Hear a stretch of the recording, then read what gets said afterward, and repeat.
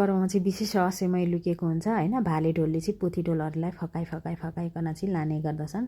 अनि पोथी ढोल चाहिँ 7-8 पटक फकाउँदा नि नमानेपछि चाहिँ भाले ढोलहरूले चाहिँ सुन चाँदी होइन देखाएर होइन, मुन्द्राहरू विशेष गरेर सुनवारहरूले लाउने चाहिँ यस्तो हुन्छ कि नाकमा फुली झुम्का त्यस्तोहरू देखाएर चाहिँ लाने गर्दछन्। अब भाले ढोल र पोथी ढोलको मिलन भइसक्यो। पोथी ढोलको र भाले ढोलको मिलन भइसकेपछि पोथी ढोलले 7 फन्का परिक्रमा लाउनुपर्छ चण्डीथानको होइन। यो चाहिँ हाम्रो साँदर पिदार भन्छ। यो चाहिँ विशेष गरेर चाहिँ उँभौली पर्व वैशाख शुक्ल पूर्णिमाको दिन चाहिँ मनाइने गरिन्छ। अब भाले ढोल चाहिँ पोथी हामी ल्याइसक्यौँ, हामी बेहुली ल्याइसक्यौँ भन्दै रमाउँदै नाच्दैछन्। अब पोथी र भालेसँगै नाच्ने गर्छ।